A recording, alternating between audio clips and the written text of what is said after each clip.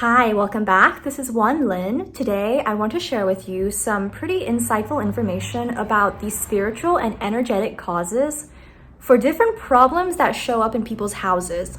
For example, insect infestations, specifically moths or gnats and flies. Also, the spiritual cause for things like leaking taps, leaking water, flooding in your house, maybe cracks in the plaster, strange smells and sounds, or electronic malfunctions. I made a little list and we're gonna go through it one by one to really understand the energetic influences that manifest as these issues in our living spaces, whether it's an apartment in the city or a house in the suburbs or the country. You can get to the bottom of it by understanding the spiritual meaning. So let's begin. I want to start off with closet moths and these sorts of critters that show up in our house because I've had personal experience battling this very issue since 2022 and all the way up to a few weeks ago when they completely disappeared from my life. And I want to show you what this means and how you can actually solve it. So the biggest takeaway for insect infestations like closet moths and pantry moths, the key word is stagnation. Where in your life are you keeping things that no longer belong? So you might pray, you might ask, you might wish for and want something much better in your life, whether it's a living situation, people, job, anything else. But if you're holding on to certain things that are taking up space or no longer belong in that version of you's life, one of the warning signs you can get is an insect infestation, because that is the epitome of stagnant energy. And oftentimes this comes from a fear of letting go of old things as we've known, because we cannot necessarily predict the future in ways that we like, in the ways that our controlling self and ego wants to cling on to for safety. So I'm getting an arm workout holding this phone. I'll give you an example from my life. So closet moths, I lived in Paris for many years with no issues in this department at all, until a very specific moment in my life where I felt quite stagnant. And at that very moment, closet moths appeared in my studio. And I remember they freaked me out because they just seemed so gross. They would fly out into the air. It would just freak me out. And I am telling you, I tried everything, so to speak. The natural methods, the cleaning, the rearranging, the throwing out old clothes. I even went for the harsh chemicals. And I'm someone who's very eco-friendly. Yeah, I don't want the harsh chemicals. I went for the harsh chemicals. I filled my closet with those little tabs.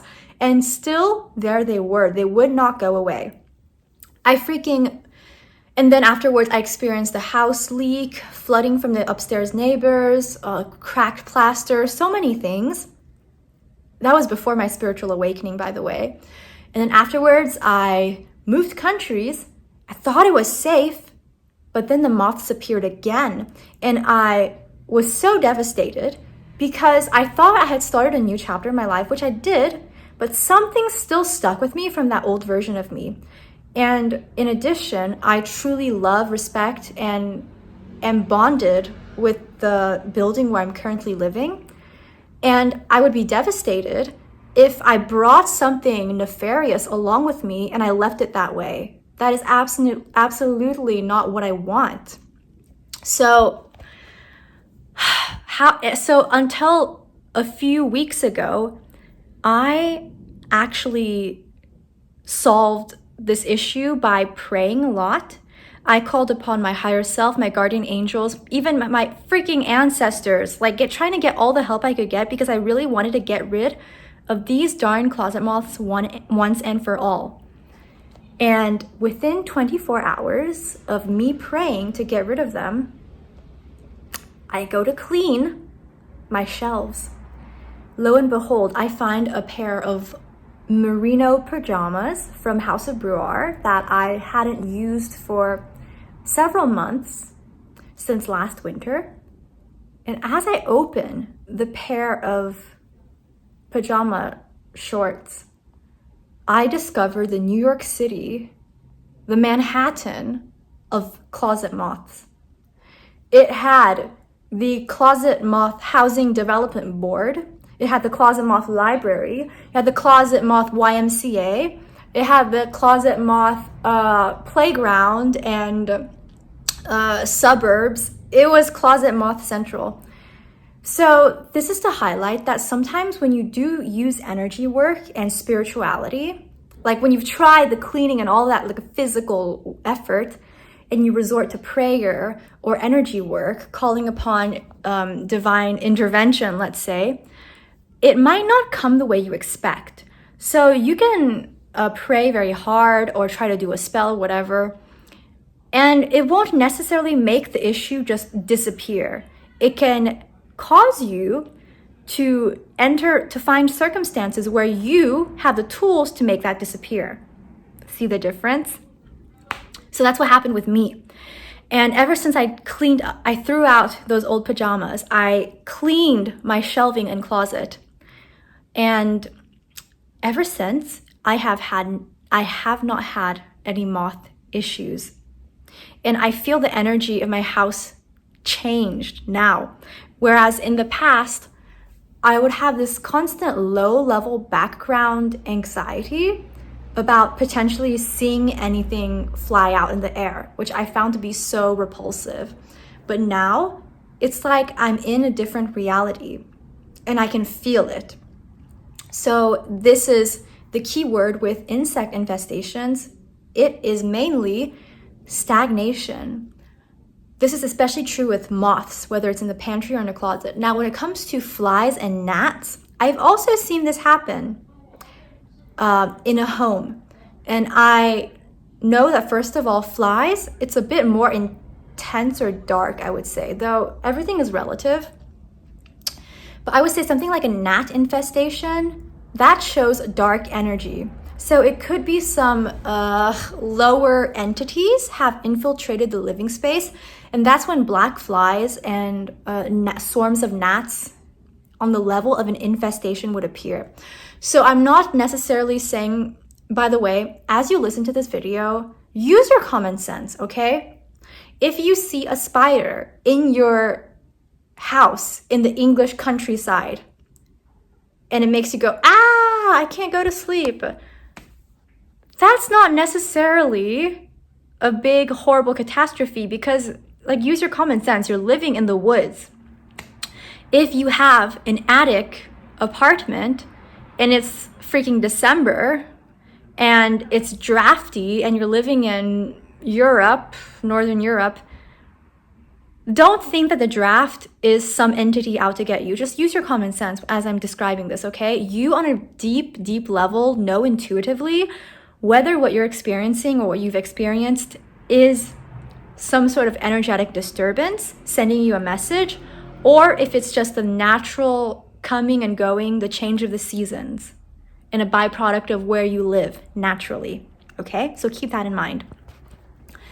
Now with gnats, what I find, and with flies too, like swarms of them. So I'm not saying like one that just like popped out in your house or whatever, and it's the summer and the fly accidentally came in. No, I'm talking about if you have swarms of flies, that shows me there's some sort of like vulnerability in your living space where negative energy is coming in. So what's an example of this?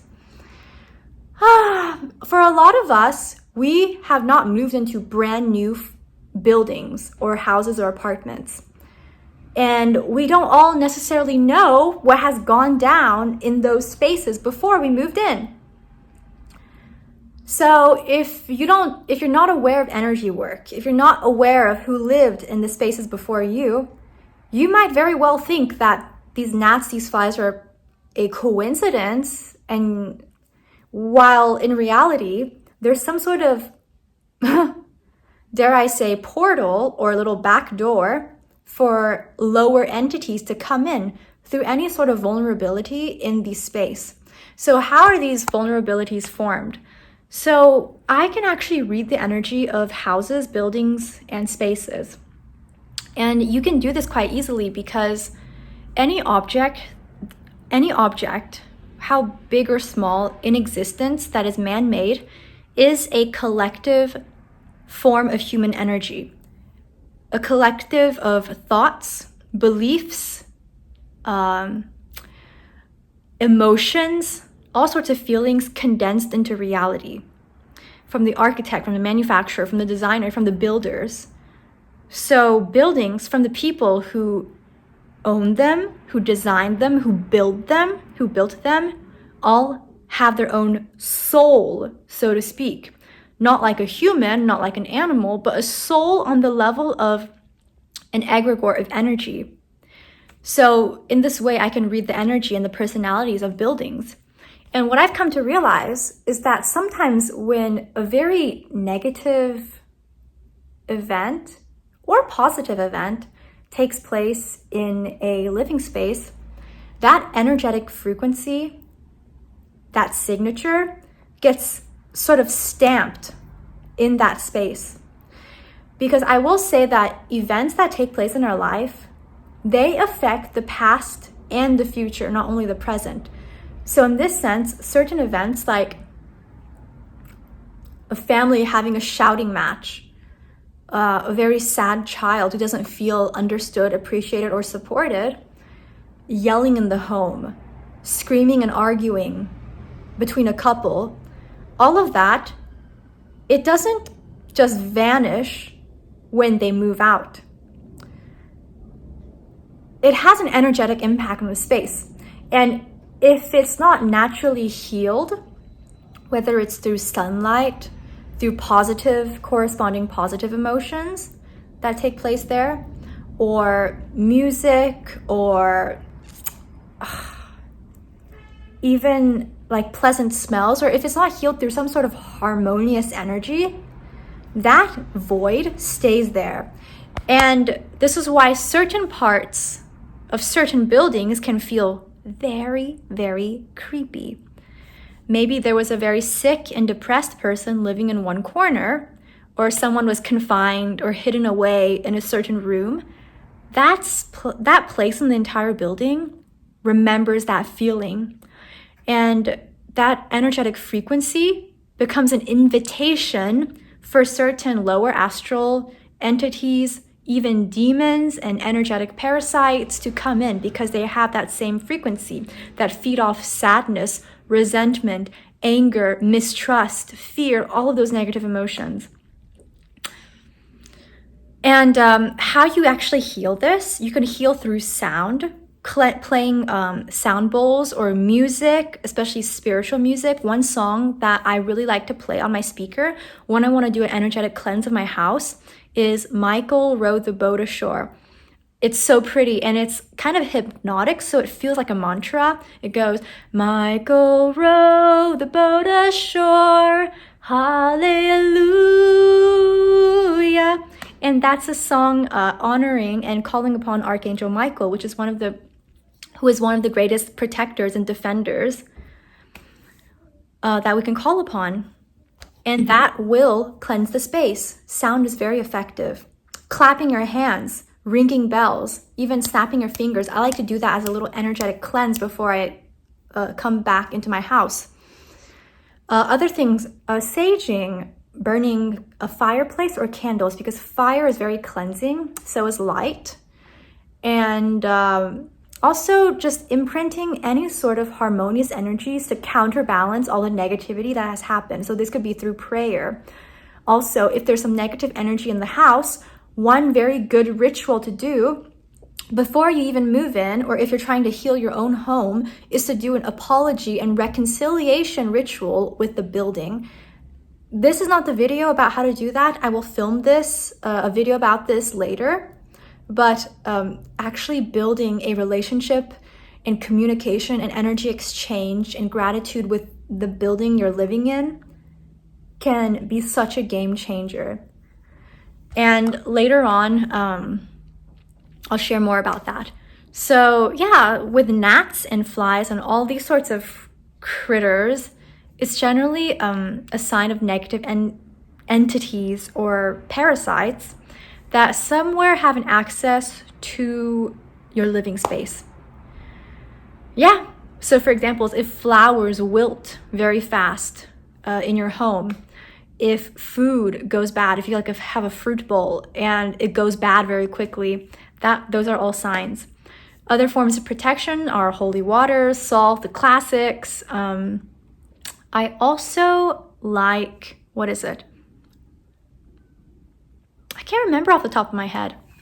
I might add it later. So those are some general solutions. So next, let's talk about leaks and flooding. So with leaks and flooding, water is symbolic and representative of emotions. And when unusual events happen in your living spaces, those can be warning signs, like a wake-up call to handle certain emotions that are just out of balance, suppressed, or you need to change something in your life so that they can come back into harmony. I'll give you a little example from my life. So right before I moved to London in the fall of 2023, I experienced all the following moth infestation.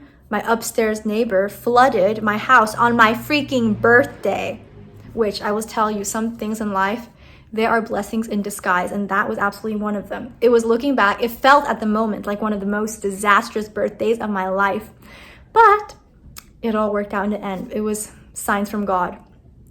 So I also experienced the toilet flushing mechanism breaking, all these things breaking.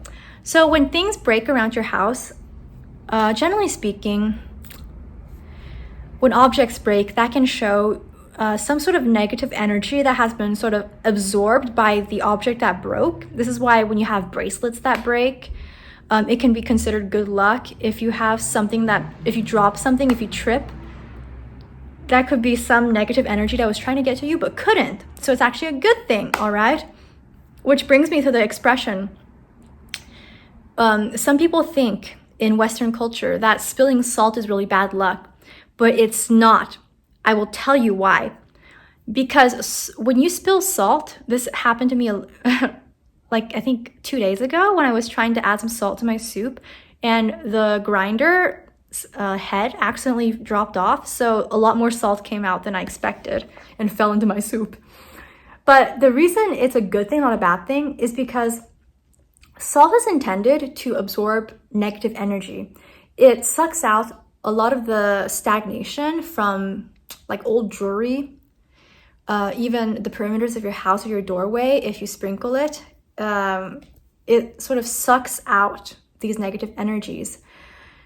And when you accidentally spill some salt, that's when it takes into itself that negativity that was directed towards you. So in that way, it was helping you. It wasn't giving you a sign that it was bad, but it can be subconsciously interpreted that way, because spilling salt sometimes shows people that they're under some sort of duress or stress, when in reality, it was helping them out. Yeah. So kind of like when you lose a valuable object, but it's not really a bad thing because you cleared some sort of karma that you might not have been aware of. So that's with breaking objects. And, leaks and flooding. Back to leaks and flooding. Emotions. Unaddressed emotions. I remember on my birthday when my upstairs neighbor was a very old lady in her 90s. She would listen to the radio and watch TV at 2 a.m. and it would wake me up. And I would have these frequent noise complaints. But then I also felt bad if I complained too much, because it felt to me like she was just waiting to die and that her children rarely visited her. And then downstairs, I remember I had a neighbor who drank a lot of alcohol.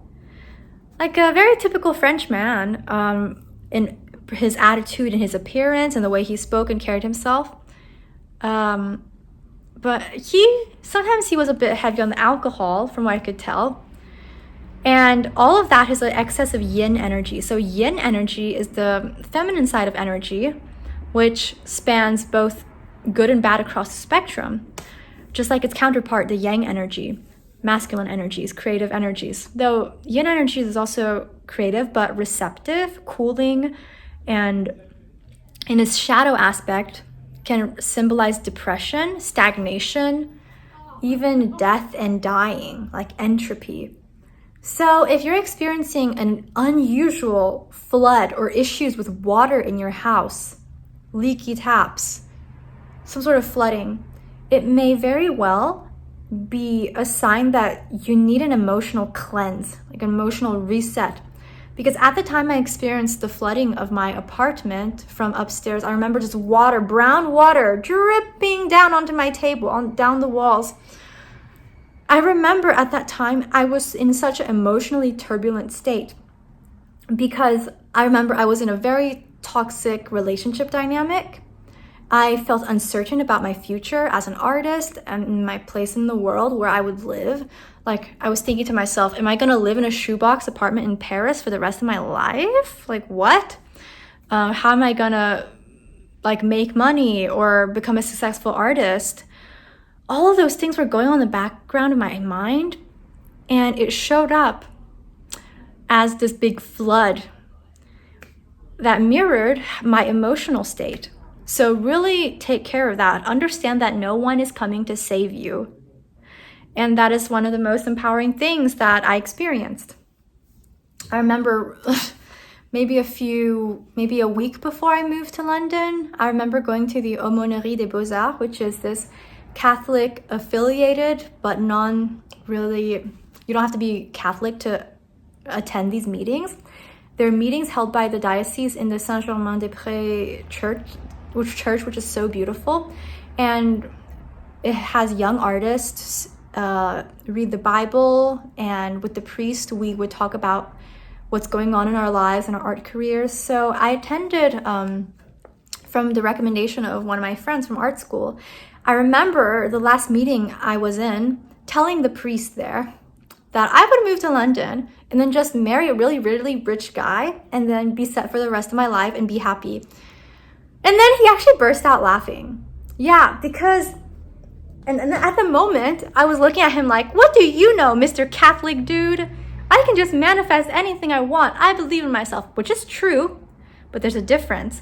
There is delusion, which is lying to yourself and pretending you're a lot less powerful than you are, because there are so many people in the world wishing for things that they think would make them happy, but aren't actually true to themselves. And for many women, it is desiring to marry a rich man, even though they are a rich man and they have a gold mine beneath their booties, but they don't see it because they're looking outside for like, oh my God, who am I gonna marry? Hilarious, but also kind of sad. But anyways, that was about the flooding situation where I was emotionally out of balance. So really watch that. Also, I remember one time my childhood home in Texas, got flooded during Hurricane Harvey. I was in the house at that time with my dad, and I watched the water come out from the bayou in the backyard and go into the first floor. And we were just like hiding out on the second floor, eating dates and sardines until the National Guard came in an amphibian truck and rescued us from our house. I remember their sweat smelled like pineapples. Anyways, looking back, I know that was a karmic cleanse from that house, because growing up, I did have some challenging memories there. And there were lots of things that I did as a child that I experienced as a child that were not very nice. And having the house flood with water was actually a sort of karmic cleansing. So when the lost civilization of Atlantis or Lemuria fell in floods and waters, that was a karmic clearing for all of the things that civilization was doing. So water works the same way, in a healing and cleansing way, even if it becomes messy in our house sometimes. So next I want to talk about strange smells and noises. Okay, so there is this little drawer or shelf in my bathroom currently, where I'm living, that has all of these tubings and pipes and the boiler as well for water that sometimes would smell like sulfur. Now, any of you that know about vampire movies and all of that, you know that sulfur as a smell, it's not high vibrational. It's not good vibes. It's oftentimes a warning sign, I would say. And yeah, sulfur and gas, that's also a literal warning sign by gas companies to make sure you don't inhale it on accident. But sometimes when you smell it just out of the blue and then it disappears, that could also show, like the flies I mentioned earlier, some sort of negative energy trying to get to you, or who has access in some way or shape or form in your home. So this cabinet in my bathroom, which is absolutely lovely. I love my bathroom. I love my bathtub. I love that place so much. I enjoy my candlelit baths, my musical showers. But I will say that that bathroom faces a street and a direction of the street that has some challenging energies. Because in the direction where my bathroom and the cabinets are going, there are these blocks of housing development flats, like social housing, with businesses like fast food, takeout, and gambling shops, and a butcher. You're free to eat whatever you want, not telling you what to eat, but like just sort of more darker, heavier energies. And it was coming down towards the street, sort of towards the bathroom. And sometimes I would smell that smell. And eventually I wrote a little talisman on a postcard with illustrations of Toulouse violets. I wrote a prayer and I put it there. And then the sulfur has pretty much gone. It only appears like once every few months, I would say, whereas it was very present when I first moved in. But ever since I've been working on the energies of this house, it's gone pretty much, yeah. Though I will say that for a while, sometimes I would play music in the shower in the mornings. And I didn't know that my downstairs neighbor has a bedroom, right beneath my bathroom, and the sound insulation carries through. It's not soundproof. So I did annoy her, unfortunately, with my music sometimes, and she told me multiple times about it until I made a rule of like no music in the bathroom until noontime and after. But I felt like some of the frustration the very justified frustration she was experiencing from my sound, my noise in the mornings with the music in the shower, that could show up as some sort of frustration, and that energy could turn into that sulfur smell. That could turn into many different forms. But intuitively, that's what I understood. So once I figured out the issue with timing the music, the sounds, not taking pop song showers at 9 a.m. when she's trying to sleep, then like that all cleared up the energy of that space. Because we all want lovely neighbors, right? We all want a happy home. And then when there's misunderstandings, when there's personal frustrations and resentments, that messes up the energies a bit, right? So that's what this smells. And same with noises, like annoying noises or smells. Those are just small signs of where you need to like rebalance positive energies in your life and get rid of some negativity. Cold spots, as I said earlier, with certain parts in your home that feel a bit creepy, a bit cold, or a bit off that you just don't want to go near. Likely close up some vulnerabilities in your house. What does this mean? You can pray, you can do energy work, you can do a cleanse with the sound, the sage, the whatever, incense, salt, any method you have. Like, you don't even need any physical objects necessarily, I think. The power of your intention and faith is strong enough, regardless of what your religion or belief system is. So you can actually close up those sort of spots in your home, as long as, by the way, this works when you don't feel fear. So don't feel any sort of fear or anxiety to the best of your ability when you're going into these situations, trying to patch up these spots in your house. Because those exact negative emotions are what these negative parasites feed off of. So just be very mindful of that. Know that you're the boss. This is your living space. This is your home. You get to dictate through your free will what gets to be here and what isn't. And sometimes we as human beings, not necessarily the most spiritual all the time, can accidentally give permission to certain things to come in that we don't even really want. We just accidentally let them in when we were like upset one day or are facing something negative in our lives that we're bound to overcome, but that opened up some sort of resonance for other things to come in.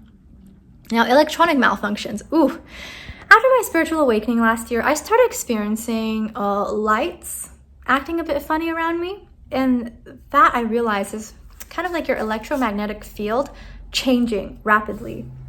Whether it's amplifying or moving faster or whatever it is, sometimes in the world of spirituality, I think these are called sliders, electronic interference, something. But they can, for example, make street lights turn on and off just by walking past them. I remember one time the lights in my bathroom just wouldn't turn on, even though I would flip the switch and they would not turn on. I messaged this to the property manager, and then a few minutes later they were back to normal. And this only happened once. Other times would be like walking past the light and it would turn on, even though the timer on the light was not on. It was supposed to be off.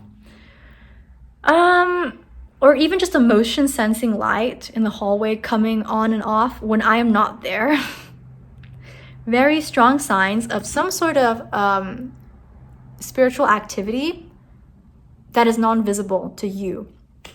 So this could be both positive and negative. There's really no one-size-fits-all answer for this, like most things in life. But I would say if you're experiencing some sort of electronic malfunction, feel in your heart, in your chest, in your gut, if that's positive or negative. So for me, for example, I know that my guardian angels and my ancestors are around me a lot. And sometimes I will jokingly say, hey, you can just play with the lights if you want. When I experience these lights turning on and off, I don't feel scared. And that's sort of the litmus test I need to know that this is not a negativity issue, a negative energy issue. It is just something that comes with living a spiritual life, I guess, communicating with spirits all the time. And last thing I want to mention is when you have cracked, there's a little fly passing by as I just record this video. That's funny. It's not a menacing thing. It's a little came with your bouquet of flowers thing. So last thing I want to mention is cracks appearing in your wall plaster or paints. Now, we all know that there are physical explanations for these things. You had humidity, you have the changing seasons, you have hot and cold, expanding, contracting, and then naturally the cracks appear, sure. But sometimes there are cracks that appear over time and they keep on growing, and it just grabs your attention in a way where it feels like it's some sort of sign. So in these situations, I will tell you, beyond the physical explanation of humidity and temperature, what I notice, what I sense on an energetic level when I read cracks in plaster and paints is absorbing stress. So our homes, our living environments and buildings that we inhabit are an extension of our self and our physical body. So sometimes when you see an issue in a person's house, you'll find that they have that physical issue in their body. Kind of interesting, as above, so below. The house, kind of like houseplants, by the way. This is why houseplants are really good energetically for you, for healing people, because they absorb negative energies and they make an energetic grid in your living space to harmonize the space and heal whoever's living there. This is why I like having orchids, I like having plants, I like having peace lilies, all of that in the place where I live. But just like the way plants can absorb our stress and children can absorb our stress, if you look at a child, if you look at a pet, they're they're sponges for the kinds of emotions that go on in that household. I'm telling you this now. But in a similar way to how plants, pets, and children absorb stress, our buildings also absorb our stress. And over time, this can show up as cracks and fissures in plaster and in our walls. Now, there's also an aspect of this being natural stress just from being alive day in and day out, and you can't really help it. Also, hence the natural stress of heating and cooling, humidity and dryness, all of that creating cracks. But at a certain point, I remember another example from my apartment in Paris. I remember one summer, there was this part in the wall above the sofa where there was a big piece of plaster just cracking off. It looked like the anger emoji, angry vein in the forehead emoji from Japanese cartoons and manga. But it was so big, it was like yay big, and it would just keep getting bigger and bigger. When you have a fissure like that in your house, and it's getting bigger and bigger, and it actually like draws your attention in a way where it's actively bothering you. Though I guess sometimes if you're so used to this, you can also become desensitized. But if you have a crack in your house, in your wall, and it just like rubs you the wrong way, you just keep on fixating on that. That is a message. That is the house absorbing stress that mirrors your stress on a day-to-day level. So yeah, reduce your stress, take care of your home, do the maintenance on your home. That's actually very healing. You know, one of the most healing experiences I find is doing a nice, good clean and maintenance of my living spaces, because it literally feels like giving myself a massage. Energetically, it feels the same, because my living space, for me personally, is a mirror of myself and kind of like an extension of my body, I'd say. Yeah, doesn't matter if I own or I rent, the same rules apply. I'm gonna treat the space with this same sort of dignity and grace. Yeah, so these are my spiritual insights about any sort of unusual problems that might arrive in your living spaces. And now that you know this, take a good look and reflect upon, meditate upon anything I might have mentioned that you've experienced, and use this information to really like get to the root of any issue in your life that might be manifesting as an issue in your house, in your home. Okay? I really enjoyed making this video for y'all. You can find me on Instagram under OneLynQuinn. This channel is all about creativity, spirituality, harmonizing your spaces, beauty, and all of that great stuff. So subscribe if you want more. And I'll see you very soon, okay? Bye! Remember to heal the world through art and design. Yeah!